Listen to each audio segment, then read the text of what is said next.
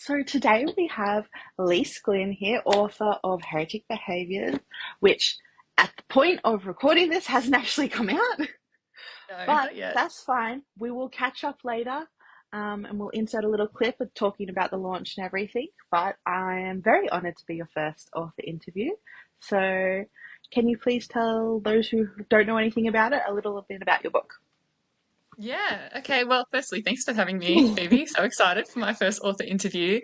Heretic Behaviour is a fantasy book that has themes of mystery, court intrigue, a little bit of romance, and then the underlying kind of theme, I guess, is like a dark religious church vibes, bit of an undertone there. But essentially, it follows the story of Mila, who is a demon who lives in a world that is ruled by a church that rules the country with an iron fist and persecutes people like her and persecutes people with powers. And it's her journey of trying to survive in that world first and foremost, and then secondly, trying to figure out, I guess, why the world is the way that it is, and slowly pulling at the threads of the structures of the world to make it make sense to her.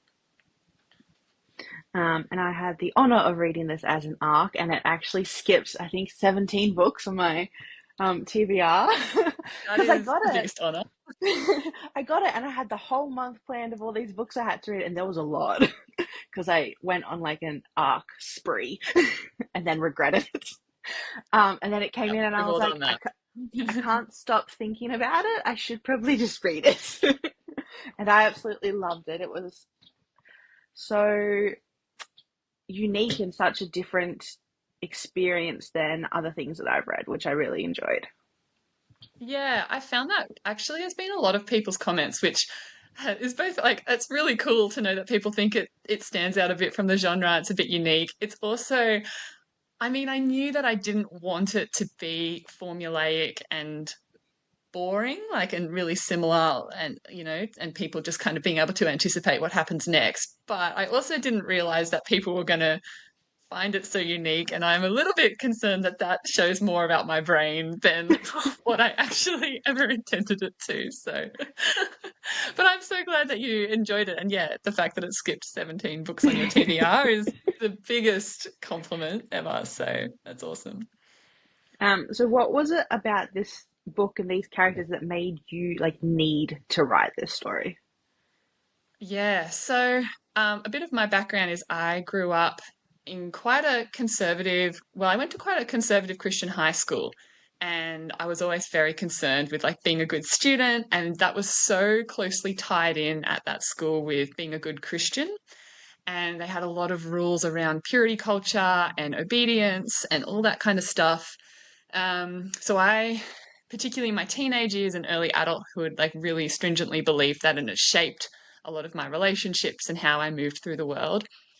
And then when I left high school and traveled the world a little bit, I started to have that worldview questioned by friends, very caring friends who asked me in like really loving ways, like, but does that make sense? Or why do you believe this? And kind of pulled at the threads of that belief to the point that it got, I was probably about 23 or 24, and I was like, I think I'm only believing this because I'm scared of what happens if I don't believe it.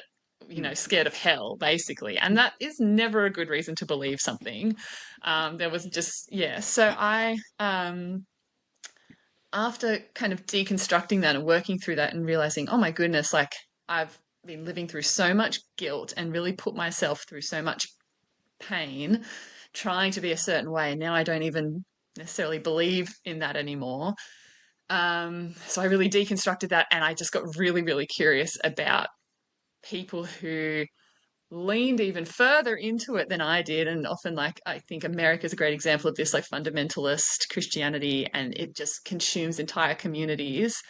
And so I got down this really big rabbit hole of fundamentalism and fundy snark on YouTube, and I was just doing nothing but watching it. I was consumed by it to the point where I was like, okay, I've done so much research on this now. Like, I either need to write a PhD on cults and the allure of religious extremism and that type of thing, or write about it in some other format and something more entertaining that more people will read and something that I ultimately enjoy doing much more because I've always loved writing. So I started writing it as just like a 10,000 word, like a short story. I was like, I just want to write this short story and get it to like make like say the point that I'm trying to say in this. And then once I wrote that 10,000 word story, I was like, well, this is quite good. Maybe I could flesh this out a bit more. Maybe it could be an actual book. So yeah, that's how it was just such a pressing need because it was such a formative part of my life. And then the characters kind of fell out of it from that. So I didn't start with a character idea, which is interesting because all the other stories I've ever written have started with like a really cool character or like a cool world building idea. But this came more from the need to like share a message and like unpick an idea. And that I think actually gave me the plot, which was cool. Yeah, and that's a really cool way of writing in the sense that, like, because then things can just suddenly come up. Like, it can happen as well when you're writing um, more like character basis. Your characters tell you things that you didn't know and all that kind of stuff. But yeah, it's definitely an interesting way of writing. So Yeah. the 10,000 words, did that make it through into the book? It has made it through into the series. So what I Okay. so this it's good because I now know what happens at the end because I've already written the beginning, middle, and the end per se. And it was only ever meant to be one book. And then I got through to about November last year of writing it, and I looked at my word count, and I was like, oh, there's a book here. Like I've already this is too many words. Like I need to publish this, which I think is part of the reason why it does end on a bit of a cliffhanger because the idea was never that it was going to end there. It was going to Yeah. end later down the track. So the good news of that is I'm already like halfway through the second draft because I have so many scenes written from that and I know where it's going. So if people hate cliffhangers, hopefully you won't have to wait too long for the next book. Yeah, and like even I think when I applied for it, I didn't realize it was going to be a series, and then like I'm reading it, and I'm like, I feel like so much more has to happen, and then it came to the end, and I'm like, I need more now. I'm so and like I said, I'm sorry. I really didn't mean for it to happen that way. And I think that's what has given the book its kind of vibe or its style at the moment is because it was just like accidentally became its own book as opposed to, yeah, the whole story that I already have sort of planned out. Yeah. Um, and it is part of a series. So do you know how many books that you're planning? Uh, look, I think I would just prefer there to be one more, like a duology. That would be easier for me, to be honest, because the whole process of marketing a book, as I'm learning at the moment, is exhausting and like a lot of work. So just doing it one more time would be ideal. But I have a sneaking feeling it's going to need a third. So I think the draft will reveal itself to me as I'm working through it. um, and so you decided to indie publish that. Is there a specific reason why you decided that route instead of the traditional publishing route? Yeah, definitely. To be honest with you, I did not even send out a single query letter to an agent or look down that path at all. I did a lot of research into both ways of doing things. And for a first time, and other people might have really different experiences. Honestly, like this just worked for me. But from what I saw for a first time indie author, or first time author, sorry, going through a publishing house, you don't really get an advance. You lose creative control of your, like what you call it, and also your cover art on the front. And you don't really get any assistance with marketing. They kind of leave it up to you, or they give you constraints on what you can and can't do with your marketing. So the only benefit I saw was that it will get my book into bookshops by going through a traditional path if it gets picked up that way. But even then, there's no guarantee that it will be put in any kind of display or given any kind of Yeah. special attention in that bookshop. It might just be put on the shelf. And then 3 months later, the bookshop doesn't pick it up again. So I figured, look, if I'm going to be putting all this effort into writing and to writing this book, and I have to do all the marketing myself, I might as well get all the royalties. I might as Yeah. well, I'll at least have creative control. I can choose my own cover, I can choose my own title. And then the plan being in the future, I can approach publishing houses and say, hey, on a first hit out, I did all of this myself. Here's how much many books I sold. Here's how much money I made. Not that you expect to make a lot of money as an author, but to be able to say that would be cool. And then, and I have a following. It's not huge, but it's committed and invested and really great people. And I think for a publishing house, that's a far lower risk to take an author who's already done that and shown that. Yeah. And therefore, I would hope that going with a publishing house later down the track would give me a better experience with them. So that was kind Yeah. of the thought process I had behind it and the tactics I'm using for that side of the place. And I think it's a lot more these days. Publishers can pick up stuff that have already been indie published. I've Yeah, seen that a lot exactly. more with stuff, which is great because, and of course, like you said, it's less risk because they're like, oh, well, people love it. Let's attach our name to it. Absolutely. Absolutely. And from what I've heard, whenever publishers have done that, they have basically just straight away offered a much better royalty deal as well. So you're looking to get, at least if publishers approach you, they generally will be like, hey, you can get anywhere from 25 to 40% royalties. But if you approach a publishing house, you're looking more at like 10%. And you have no room for negotiation because you're coming to them. So Yeah. yeah, there's a whole I what I actually recommend, there's this really great podcast called Fiction Writing Made Easy by Savannah Gilbo, and she has some excellent episodes on the pros and cons of each, and that everyone and really emphasizes that everyone's journey is different and what your Yeah. goals are really can be really different person to person. So if anyone's asking themselves that question, I would point them in that direction to just hear some really clear bullet point reasons on the pros and cons of each. And one thing I absolutely loved about, like, so when you're doing the marketing and reaching out to people for arcs and stuff, I think one of the things that stood out most to me was that you had your four essentially main characters that all had a different relationship with the church. And I thought that was such an authentic idea because, like, Hmm. with religion, like, everyone has their own journey. Like you said, some people are very strict and fundamentalist. Some people are more like lenient and fluid about their beliefs in that kind of thing, and some people just not at all. Um, was that something that you were always planning to depict, or was that something that just came about with the characters?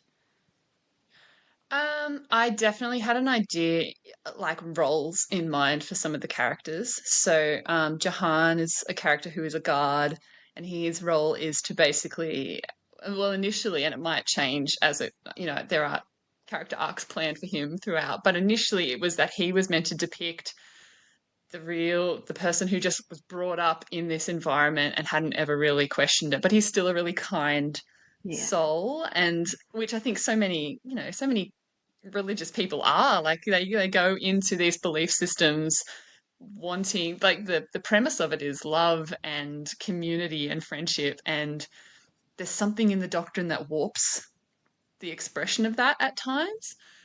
And so, yeah, his character in particular to me was meant to be someone who was like such a firm believer, so devout, and really at war with himself. I'm like, wait a minute, this does not look right in terms of just how I want to treat other living creatures.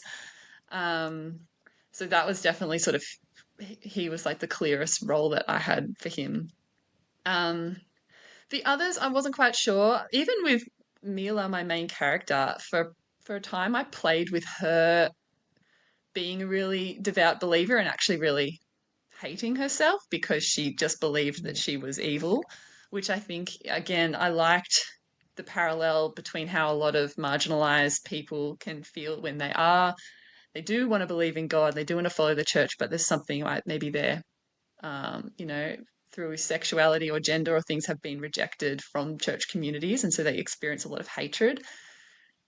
And ultimately, I decided to sort of make that an off screen experience that Mila had. I didn't depict that as you read it in the story. It's something she experiences, sort of, she remembers feeling that way about it, and she's kind of moved through it at this point. But yeah, there were definitely a few different ideas I had for using those characters to portray different people's experiences of religion.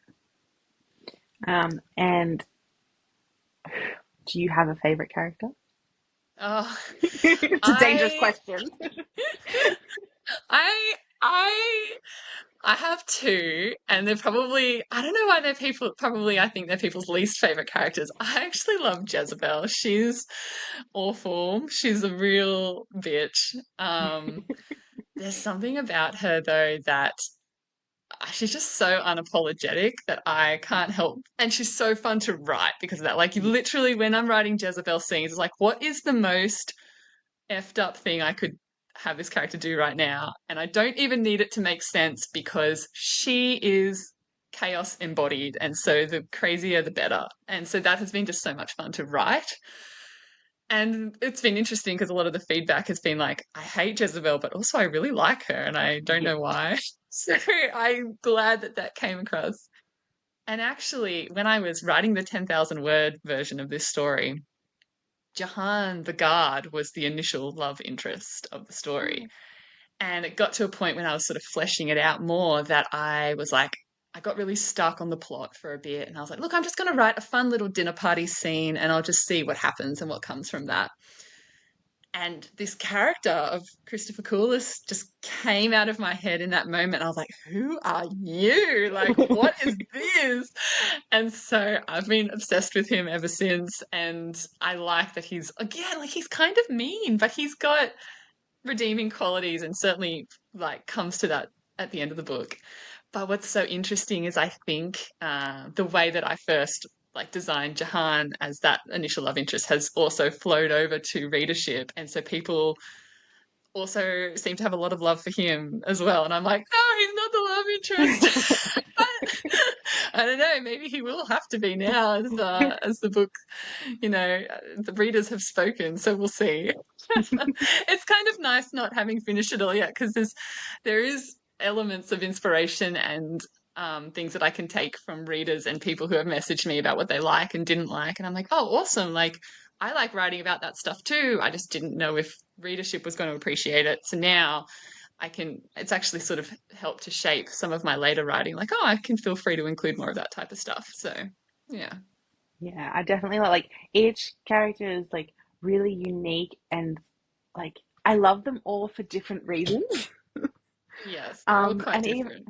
even Jezebel, like yes, she's this evil, but like I kind of feel sorry for her a lot because I Yeah. feel like she was promised all of this stuff and everything's falling short and she doesn't Yeah. know why and she's like, no, this is what I was told would happen and I'm not getting it, so I want it.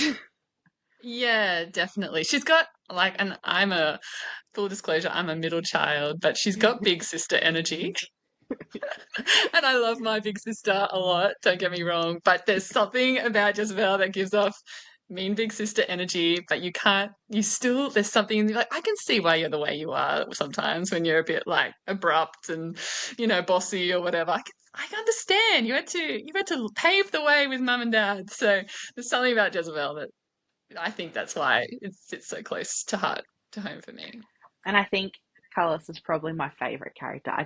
I love him so much. And like even in his like I think he tries he's got the intention to be a good person. He goes about it by playing the game and stuff like that, which, adds character and charm and all this stuff. But I love that deep down his intention is to be good and do good. Yeah, definitely. Yeah. And that was hard to write, to be honest, because I bounced back and forth between like making him too nice and then making him too mean and trying to find this nice balance of like, I still really want to represent his character as someone who's really cunning and um, hasn't had good examples of how to treat people and interact with others and I don't know, do things in a normal way. You don't have to construct crazy plans to free somebody. Yeah, I don't know. He's really complicated, but I really I'm so glad you like him too, because yeah, I really like him. I'm like kind of obsessed with him. And I found it's like the plot layout of it a bit like unique in the sense like I felt like the first half of the book was really focused on Miller and Jezebel and that experience, and then it kind of goes off into she's going to Colors and then all of that, and it was so different in the sense of it was very heavy on the fantasy and everything first. Whereas I feel like a lot of these books are like, no, fantasy and romance straight up. Yeah. So it was nice to have that like different pacing and play at it. Yeah, it's really interesting you mentioned that. Gosh, it's crazy. Even just talking to you about it now, it's crazy how many things were like in the planning stage, and then I kind of got rid of it, and then has still made trickled through to the readers. But essentially, when I wrote the book, I considered keeping this in.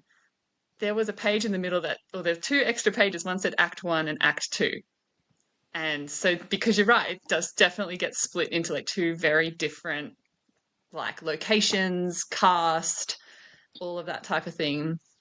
Um, I really don't like the insta love trope. That has just Yeah. never drawn me in. So I didn't want that to happen. I didn't want that romance part to happen too early. Um, and I knew that the exploration of the religious themes was important to me as well. So I wanted to have that in the first half. But then we got to the middle and I'm like, okay, it's been long enough now. Like, let's bring in the love interest and let's like get some things going. Um, but yeah, it is really interesting. And I think the other thing with that, um, just talks to kind of what we were saying before about it. When I was writing it, it was quite a deliberate thing for it to not be too formulaic and to not be the same as every other book.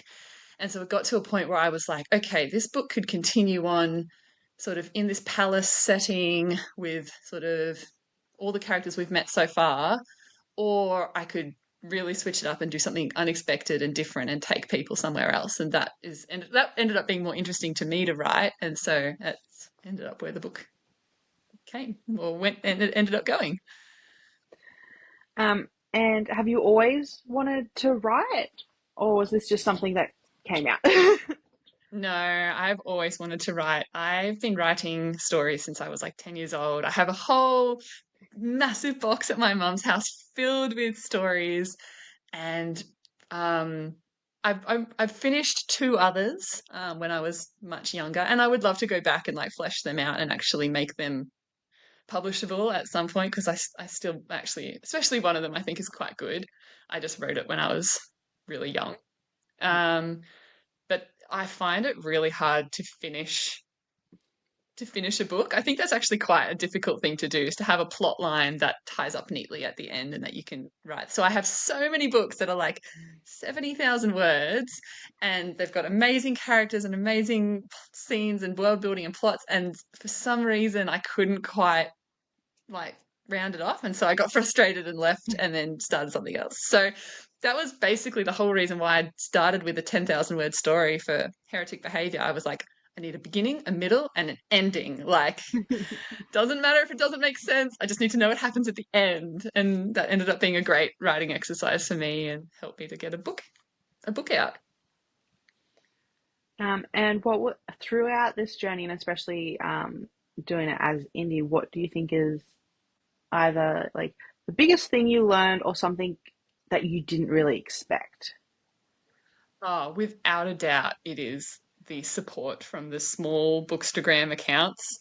That has been mind blowing, honestly. Like, I was advertising the book on TikTok from January 2024 and got almost no traction, like zero legitimate interest, and certainly zero accounts that like wanted to know who I was behind the posts.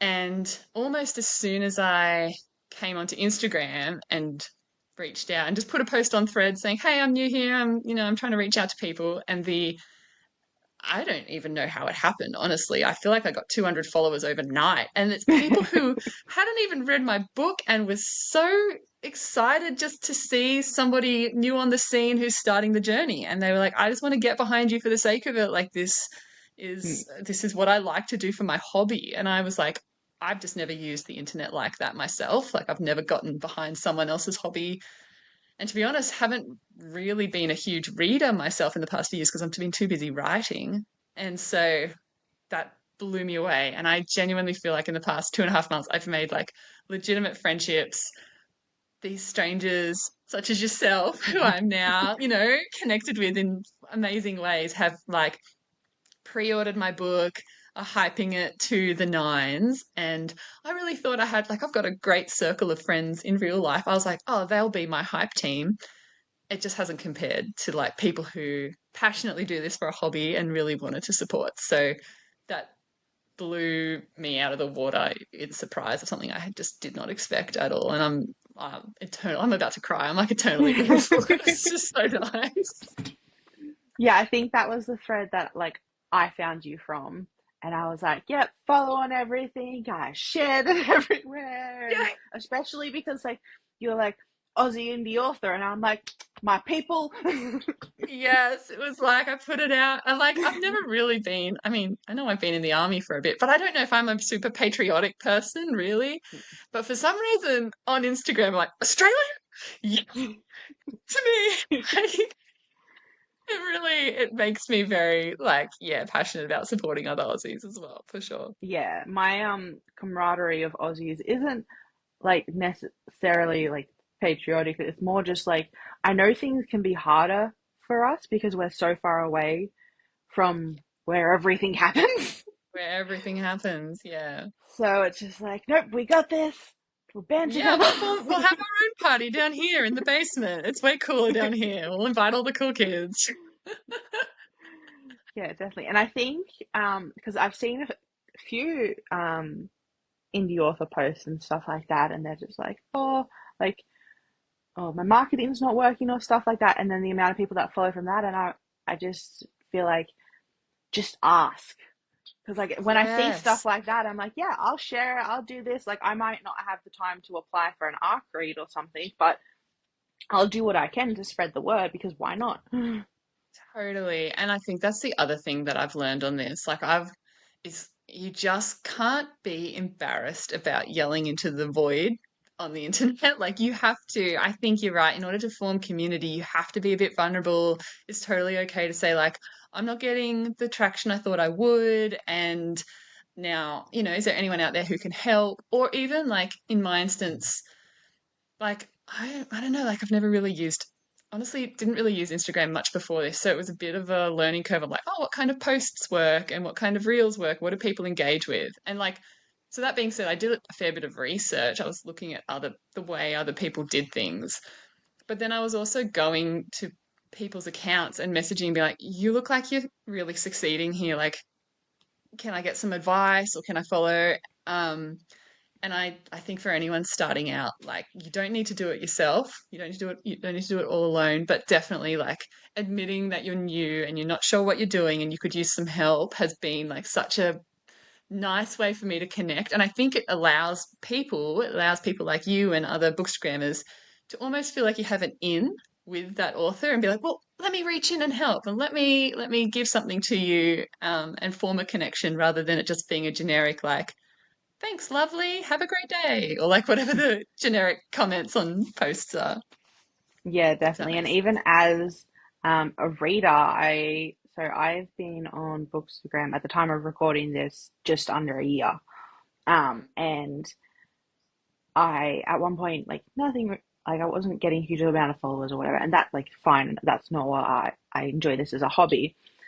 Yeah, But I was like, I want to be more than just followers. I want to, actually engage with people and make friends and all that. But at the same yeah. time, I'm ADHD and autistic. So I was like and this is not something I've done before, like internet friends and stuff. So I Mm. literally put up a post and I was like, I don't know what I'm doing. Someone help me. Yeah, And people are like, yeah. yep, okay, join these types of groups and all this. And then like people will like Yes. share me and be like, go follow this girl. She's awesome. And I'm like, oh. Yeah, you've nailed it. That is exactly the same experience I've seen. And you just have to put yourself out there and be like, could use a little help. Who's really good at doing this? Can anyone offer any advice or something like that? Or I'm looking for community. Just be open and honest and genuine about that. Like, I really hate when Yeah. people are like, I want community, but all they want is followers. And it's just like, it Yeah. becomes pretty easy to tell who those people are as well.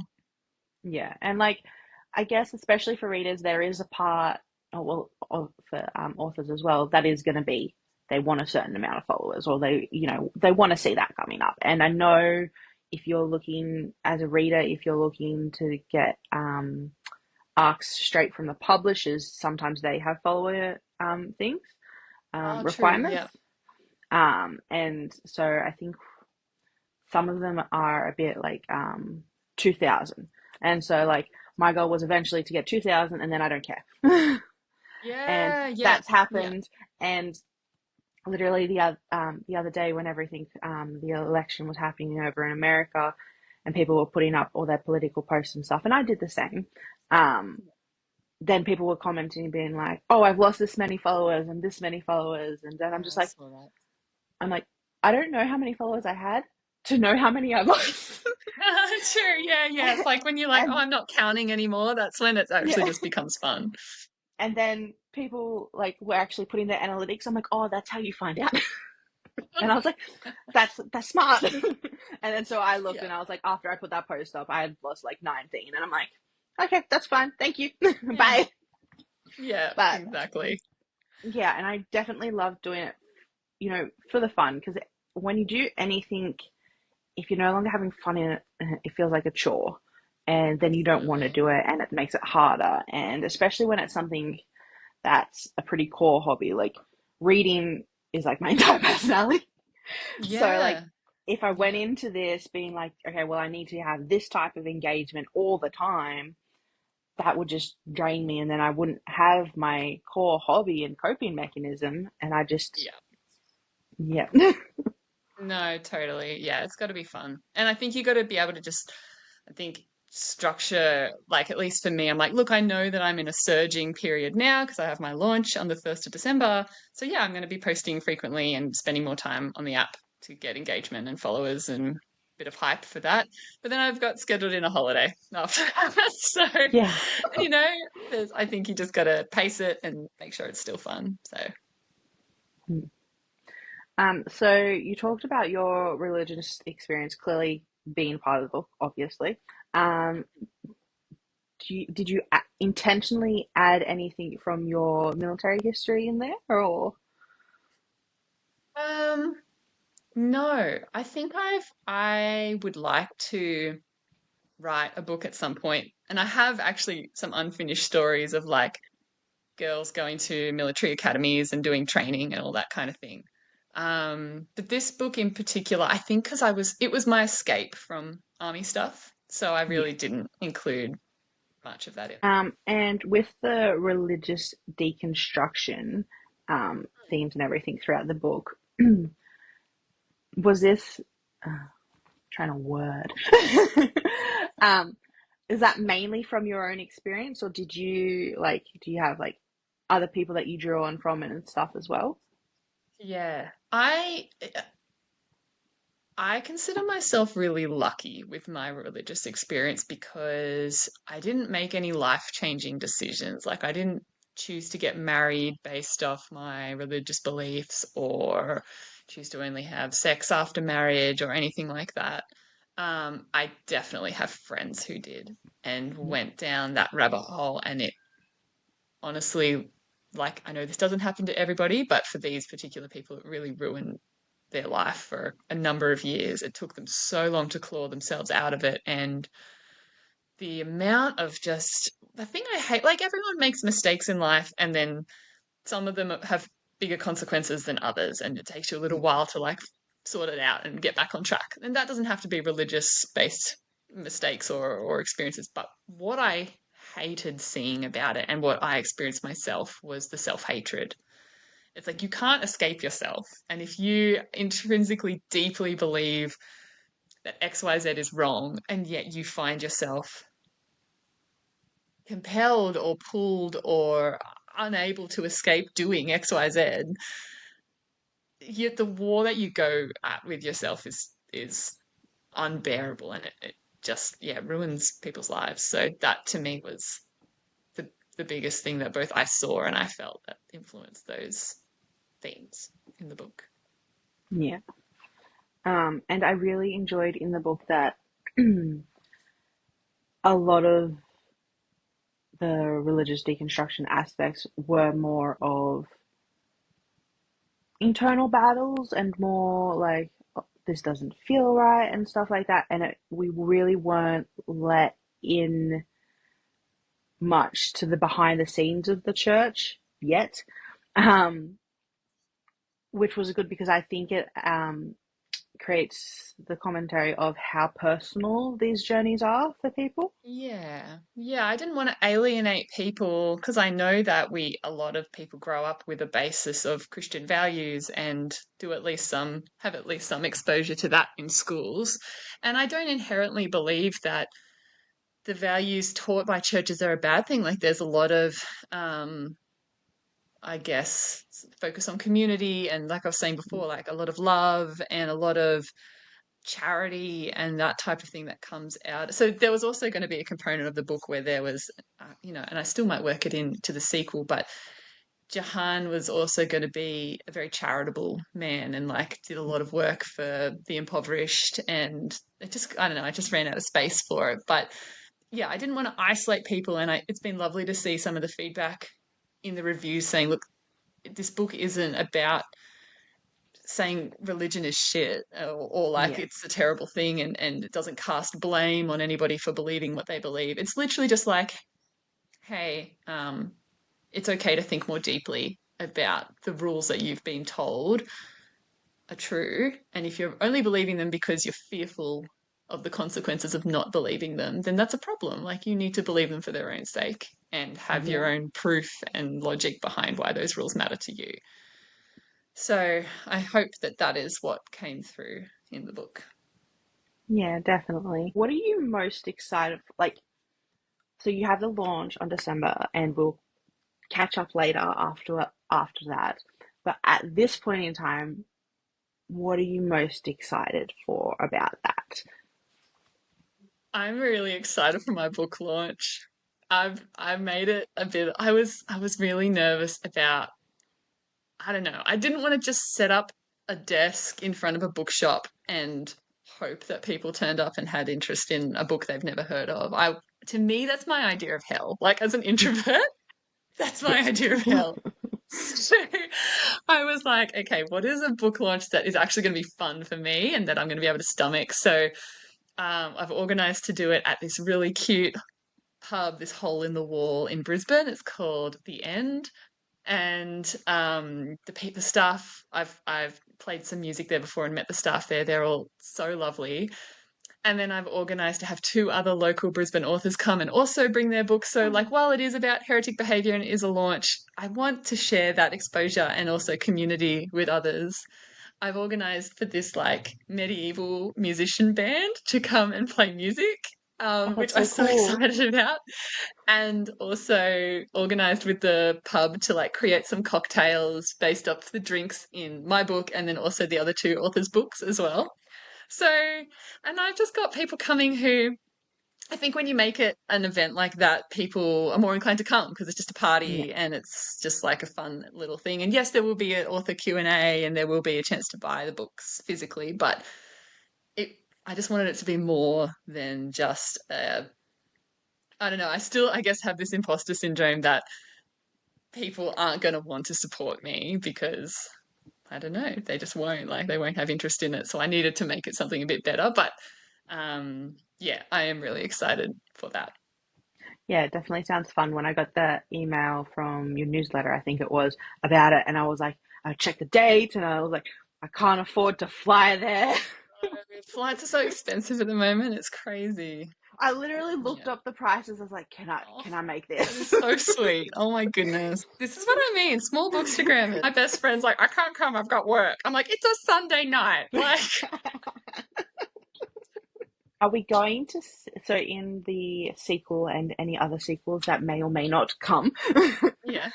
are we going to see more of colors like on the sea? Yes, yeah, definitely. Yeah, there's going to be far more ships involved. I actually love reading about like naval adventures and I love the live ship traders with Robin Hobb and I love yeah, just books with pirates and things like that. So I wanted a character kind of like that and it didn't escape my notice that there were very little ships sea involved in the first book, but yes, there will be far more of that, I think, in the Yeah, sequels because for like sure. he definitely has that aspect, and like you said, like he's got like the Captain Jack Sparrow energy, which I love. Yes. And I was like, yes, definitely, and like I understand why there wasn't as much ships and voyages and whatever in it. But I was like, I really hope we get to see that because that'll be fun. Yes. Yeah, me too. Yeah, I'm really keen for that as well. There'll be definitely more nautical imagery in the next ones. And will we be traveling more to like different things? So like how we were in the castle first, and then we went to Cullis's estate. Will there be more of that type of thing? Yes. So at the moment, so yeah, there was sort of three main locations in this one. It was like the palace, the manor, and then the Highlands. Yeah. There's definitely going to be a scene where Mila goes back home and we get to see her house and the people she takes there get to see it. So like, I mean, that idea of her house nestled between these trees in this rainforest is like such a beautiful image in my head. So I'm very excited to take the readers there. Um, but to be honest, I think the book is far more about the characters and the interactions that the relationships between them. And I definitely left the first book off, obviously, on a few cliffhangers with what's going to happen with this relationship, what's going to happen with this relationship. So there'll be a few new places introduced, but mostly I think it's going to be set between like the Manor, Traders Bay, and the Highlands again. Mm. And what was your inspiration for the Highlands? It was actually Cairns in Australia. I wrote the book. Yeah, I wrote the book when I was on a deployment in Cairns. And I was like, for that 10,000 word story, like I knew I wanted to be about a church, but I was like, I don't want it set in like this medieval setting. So I wrote it set in this hot rainforest with like where and I am obsessed with Cairns. There's this gorgeous town called Kuranda where there's like, oh my God, if anyone ever goes, there's this great place called Bird World. And it's only, I think it's like $12 entry. And the birds are just beautiful parrots, just come sit on you. They're so tame. They're so Oh my lovely. They eat god. out of your hand. I go there every single time I go to Cairns. Sometimes I've gone multiple times on a visit. I'm obsessed with Kuranda and Bird World. And so it's like one of my most favorite places in the world. So that was the inspiration for that, and the fact that like Papua New Guinea is so close to us, and we have with the army we work really closely with Papua New Guinean army as well. We do a lot of training, and I have a lot of Papua New Guinean friends, and so I really liked the idea of referring to it as the Highlands, which is what they refer to there. They have a highland region in Papua New Guinea that's very mountainous and rainforest driven, but I think most fantasy Western audiences think Highlands and associate it with like Scotland or more of a Yeah. Scottish kind of thing. So I did like that that was a bit of a I was like, come closer to home. Come look at the Highlands in the rainforest. So kind of drawing people back to that. Because I loved when they visited there and like Miller's energy and everything. And I was like, oh, and then of course the heartbreak that followed that we won't speak about because people will We read the shall book. not mention. Yes. But But I yeah, love that. for And me, it was awesome to write about. That was her returning home and really throwing off this shackle of fear and worry that she's been carrying and just being like, oh my God, I can. And like, there's things I don't like about hot, humid environment. Like, humidity sucks and like all of that. But I like the fact that Mila likes it and that really makes her feel like I know when I'm like, when I can smell the morning mist and see it dripping off the leaves around me, like I know that means I'm home. And I kind of like that about her character. yeah, and I love that like in that moment we saw like Cullis see that and just that be like, oh, she's beautiful in her home and like all this stuff. And I was like, oh. Yeah, I think it's an important thing to note that like people aren't their best selves when they're fearful and downtrodden. Like people really do show their inner beauty and their true self when they feel comfortable and supported and in their home space. So yeah. Yeah, definitely. And are we going to see more of the demons that we already seen in book one?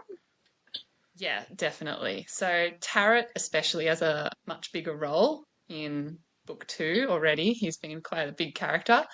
Um, I'm still trying to we're definitely going to see Natalie again. I'm trying to figure out the best way to weave that back into the story. There are so many options because her superpower or her demon power is the ability to like look like somebody else, but only when it's low light. So there's so many options, but also restrictions with that power. And I'm like in a world that's full of court intrigue and complicated character interactions. There's a real opportunity for her to come in and like really fuck some things up. So I am like, oh, how could I use this? So yeah, definitely. At least those two, I haven't quite figured out the whole story. I'm sure the others will also still play a role.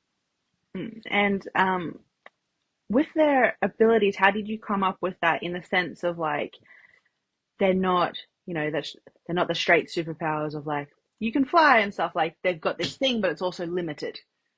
Yeah, to be honest, it started out as a little bit of a joke because I really love the idea of useless superpowers.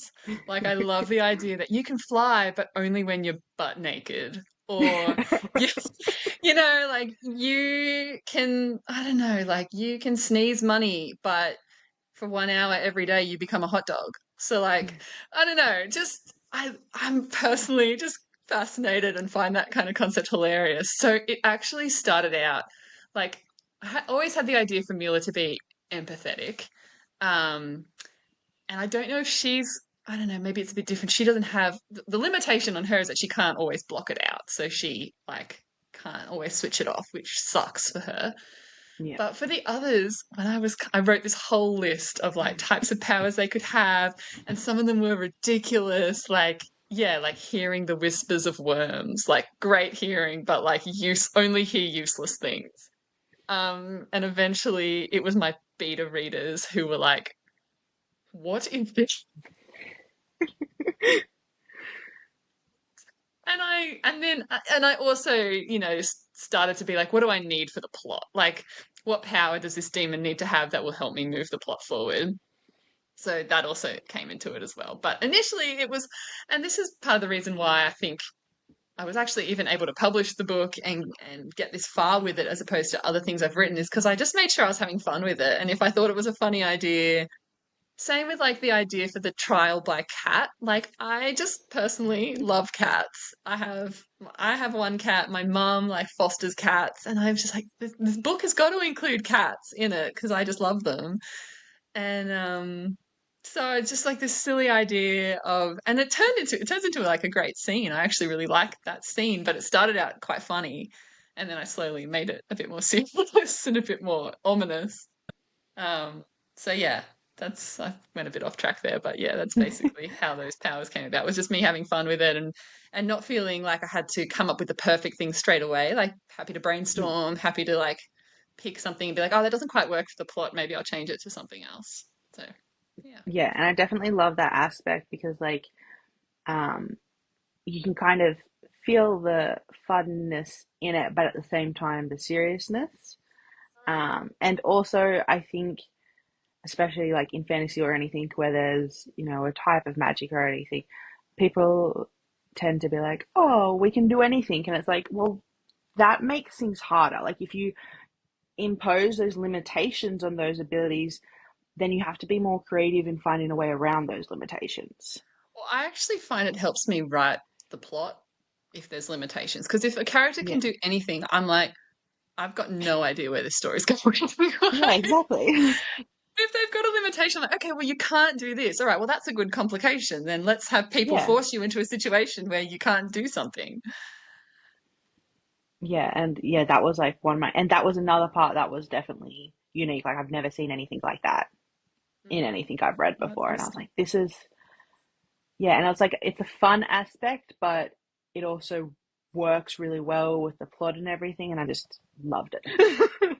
Oh, that's so awesome, Phoebe. I'm so glad that resonated with you. Yeah, that's really cool. Okay, so we have officially time traveled, and it is now February 2025, and Heretic Behaviours We has made been it. out for a while now. So, how was that for you? It was honestly the best. I mean, the launch day was the best day of my life. It was incredible. I had a launch party all like prepared in Brisbane, and then there was this huge deluge of rain that rained out the venue. And a good friend of mine, Nicole, like jumped to action and got a new venue, and all these people came, like friends and family. But like the thing that probably was the most validating to me was just the internet strangers who had enjoyed the book came and wanted to support. And one of the girls even made like a necklace that said, "I'm Jahan's future wife." It was just like that is every author's dream, is that somebody has enjoyed your book so much that they make fan art or like something like that for it and come along. So I think I was on some kind of high. Like I felt out of having an out of body experience of like literally having my dream realized that day. But it was amazing. And the book itself, um like the pre-orders, I think I had like 100 pre-orders, and then it Wow. sold a bunch even in like that first day. So I think there were a bunch of people sort of waiting to get the paperback, which was super exciting. And then since then, it has like been consistently, I like definitely not, I've had, sort of nothing really go viral and, sell out millions of copies, but it's felt like a really organic process since then, like the back and forth with interested parties and retailers and other authors and readers, and sort of as I lean more into the bookstore community and learn about it and become a more active community member, that in turn helps, well, it helps my book out, but then I'm also able Yeah. to help others as well, which has actually honestly been genuinely equally as rewarding. So Yeah. um yeah, it's been a really amazing couple of months so far since then. That's so exciting. And so has it like calmed down a bit in the sense of like you're like because it's out there now. So do you feel like less stressed and just be like, it's out there, it's with the people, I'm good. Yeah, yes and no. um on one hand, like I've committed to what I'm calling the 1 year launch, which is like I'm going to continue to support this book and talk about it and share stuff and make content for it for a year. And I do have a list of things I still want to do for it that I haven't done yet. So, for example, I haven't contacted any libraries. I haven't really contacted many bookstores or, yeah, or podcasters, or like I haven't been really reaching out in that space because I don't know, start of the year, I started a new job Yeah. and also just kind of taking a break after writing. So I have a list of promotional stuff that I do want to get through to give the book its best shot out in the world that it can possibly have. Um, but on the other hand, I'm also like deep into writing the sequel. And so that's really exciting. I'm actually giving the draft of that to my beta readers next Friday. So it's actually like Ooh. done. I'm just going through and polishing that now.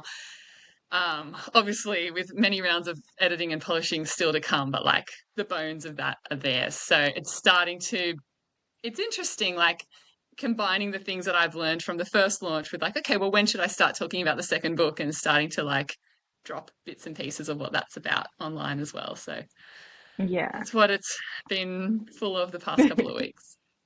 And how is it like writing the second book, knowing that people have read the first and they have opinions and like has that put a different perspective while you're writing? Yeah, definitely. I've actually had to stop reading reviews because, well, I think yeah, people, I love hearing people's theories, but sometimes people have come up with theories. I was like, oh shit, I actually hadn't, like they're like, I can't wait to find out what happens with this, and I've been like, I hadn't even thought people would have questions about that, so now I got to figure that out. Um, so that's been pretty funny. But the other part of it is like, I actually already had most of the book already written. So Heretic Behaviour was in its original form. I can't remember if I said this in the first interview or not, so you can cut it out if Yeah. I didn't. But in its original form, it was a 10,000 word short story that I just fleshed out the middle parts of. And then it got to a point where I was like, oh shit, this is 100,000 words. That's book one. And so, but I'd already started writing like the end, like I've already written the ending scenes. I'd already written a lot of the lead up to the ending and like the build up to that. So, yeah, I'd had most of it written already. So not too much has changed as a result of the first book, but I'm definitely more conscious of how stuff might be perceived in the second book. But the main thing is actually, sorry, I'm talking so much. I'm actually just really excited to see you again. um, the main thing is being more aware of making some of the dialogue punchier because that's been such a bugbear that I had with trying to market Heretic Behaviour was like it's emotional and it's exciting and there's stuff going on, but I don't have like a really cinematic quote in it like enough and I've struggled with that in the marketing to be like what's something that I can just put in a reel and someone can ingest it in 3 seconds and they don't need any context. And so with book two, I've been going back through and being like, how can I just make this punchier and actually something I could then market on social media? So it's interesting how the lessons I've learned Yeah, sort of and fed into that that can second book. definitely be hard. Like when I'm reading books and I'm going through and like highlighting or whatever, like a lot of the time it's like yes, there's going to be some of those like shorter things that are like the one liners and you're like oh that's really gripping or whatever. But sometimes I'm like highlighting a whole paragraph and then if I'm like trying to be like oh I could put this into a thing, I'm like is someone going to sit there and read that whole paragraph? And I'm like but you can't just put Exactly. this part because then it's not enough. But the whole thing is beautiful and it's just hard. Totally, totally. Honestly, that's been the biggest thing because I've never thought about like heretic behavior was just completely written just for me.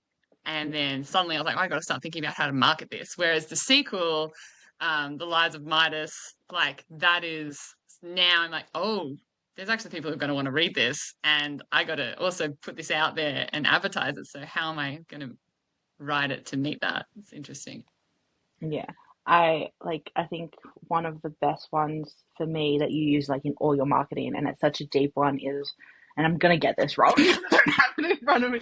But it's the whole what the wealthy are always heretics when it suits them or Oh, the whatever. That elite one? are always, yeah, the Yeah. elite are always heretics when it suits them. Yeah. That's like the one, that's the only quote I have. That's why it's on the back of the book as well. I was like, oh, that's a good one. And I like it because it does so well in like essentially summing up the entire book. Mm, um, yeah. but also like it's got that punchy, but it's also quite deep. Like once you read the book and stuff, you're like, oh, like it hits.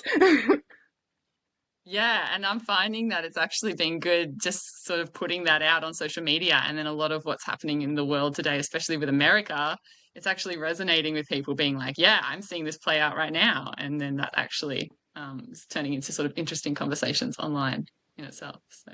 Yeah, Yeah, definitely. it's interesting. Um, and how many books was the series going to be again? It's going to be three. Three. Definitely, definitely three. Maybe a novella in there as well. We'll Oh, see. I nice. haven't. I had actually written, like I said, I'd basically written the second book, so it didn't take me that long to put it together to put out for this year. But I think the third book I'll be starting from scratch with that one. So it will take me a bit longer, and I think that's where I'll figure out if what I have in my head for it is going to work or if it's going to have to be split into a little novella as well. And one thing I'm always curious when people write series, did you like when you began, did you know every like all the major points or you kind of just going as you go? No, I'm going as I go. um, I think I know the major points now. Um, there was like the reason why this book was different for me from anything else I've ever written, and in fact, actually, I'll show you. I'll show you. This is like my folder of everything I've ever written as like from when I was like 16 onwards of like Nice. stories upon stories upon stories and they're all unfinished because my ideas always started with like oh this what about if I had this really cool concept or like what if I had this really cool character dynamic or whatever whereas Heretic Behaviour started with the villain, the idea of like, what if there's a god who can turn things into golden dust and he's taken over a country?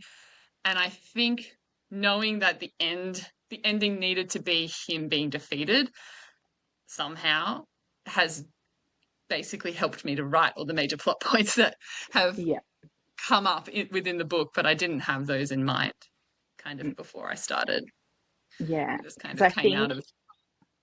I think as a reader, especially when you like don't read a series until it's completed, like you see it in its entirety, and it's hard to be like, well, for the author, they may not have seen it as its entirety to begin with. Like it starts as this tiny little thing, and then grows. Yeah, yeah. And I'll be honest with you, like writing the sequel now, I've had to go back through book one a lot and be like, what did I say about this last time? Because I got to make sure it's consistent now. Yeah. Whereas had I had the idea consistently from the beginning of like the rule, what the rules were going to be, or like how it was going to all play out, maybe that would have been easier. Mm. So And I always yeah, think this like, especially interesting. for like fantasy or like mystery type things. I'm like, it's so much because like you've got like all the world building, or you've got like a mystery that you've got to kind of like let the reader figure out just before you're going to tell them, and like all these things. And I'm like, so oftentimes I'm reading this and I'm like, oh my God, authors are geniuses. I think I put a post on Threads the other day, which is like, writing this sequel is like trying to play a chess game against myself, but I've gone and renamed all the chess pieces and I've given them all different rules, and now I have to remember all the rules and still somehow win convincingly. Like it, it. I'm sure other authors do it better, but for some days, it just seems like chaos in my brain. I'm trying to like remember 12 different rules that I put in place for myself about this character can do this, they can't do this, but they're here, and then this character likes that person, but not this much, and yada yada. It's just like, oh my God. Do you have like a board or something to help you keep track of like all the character dynamics and stuff? When I was, I don't at the moment. I have a little notebook that I do to just jot down important things. But when I first started and was plotting it all, I actually had like sticky butcher's paper with like, I put the back up against the wall and I would have like intricate timelines and like, well, then this character at this point, because the book is based on the cycle of seasons. Like that's the method of time, well, that's how people measure time. Yeah. So I had to know what was going to happen before the next season passed, because then that was obviously going to be another set of sacrifices done. And so, how were people going to react to that in the book, and how are people going to respond? Yeah. Well, I'm so excited for the next book. Me too. Every now and then, like I'll see one of your posts or something, and I'll be like, I already want to reread it. And I'm like, no, I have to wait to the next one. So then I'll like reread it, it'll all be fresh, and I'll just go into book two. Totally. Yeah. No, don't reread it now. Don't worry. Just wait until like September later this year. And who's your favorite character to write in this second book? Mm, I'm really enjoying writing Mila. Mm, Probably even more so than I enjoyed writing her in the first book, because she's got a lot more autonomy now, and yeah, um she's a lot she's a lot less compelled to take people's shit. Um so I'm really enjoying writing that part for her. And then I don't want to ruin it, but there's also something really interesting going on for her with her powers, and they're sort of there's a new dynamic that's kind of been introduced, and it's like she's learning a lot about herself, and it's not all like positive stuff. So yeah. I'm loving writing her character arc. I think she's just a really going to be really compelling in this story as well. That's what I think. That's one of my favorite things. When books have really good character arcs, and you can definitely see that they've gone through a change from like whether it's only one book or whether it's over a series or something. I'm just like, I love that. And I think I was watching a video from somebody the other day, I can't remember who, and they were saying a fair amount of books these days don't really have much character arcs. Like they'll have like the Mm. kick-ass female thing, and there's like at the end they're still kick-ass and stuff like that. Like there's not like they have growth in other areas, but it's just like not as full on. Totally. Yeah, totally. And like, I think if I have like a criticism of Mila in the first book, it was like I wanted to focus on her sort of emotional resilience so that, stuff was happening to her and she was just like kind of coping with it and being really stoic about it and moving through it in like a really, I guess, really mature way. But, there's, she also didn't take a lot of agency as well, or like have a lot of agency.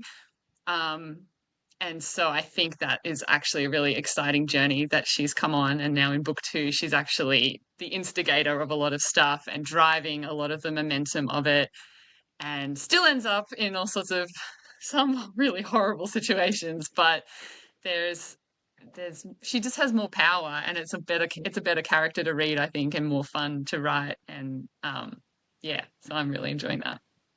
I did actually really like that, like because she is a captor and a slave, and like nothing is up to her. She doesn't have any control over her own life or world or Mm, whatever happens. And I feel like that was portrayed like really well, and to have that as a setup, and like I feel like she really embodies the survivor in that sense, because like heaps of people in that kind of situation, to whatever degree, your whole goal is just to survive. yeah, That is the main yeah. point. And then, once you do it, then kind of that whole, oh, I didn't really expect myself to survive. Now I've got to figure out how to thrive. Oh, shit. Yeah, totally, totally. And I think that's the best part. Like that there's a couple of times she looks back and she's like, I can't believe I'm still alive right now, but like let's keep going. Like what do I got to lose at this point? Like, yeah, might as well fight for what I want rather than accepting scraps. Like, let's actually make something happen that I want and live the life that I want to have. So it's Yeah. it's nice. Um, It's a good and now that book one is published and you've, seen how all that went and stuff, has that changed any of your goals for the publication of book two? Hmm.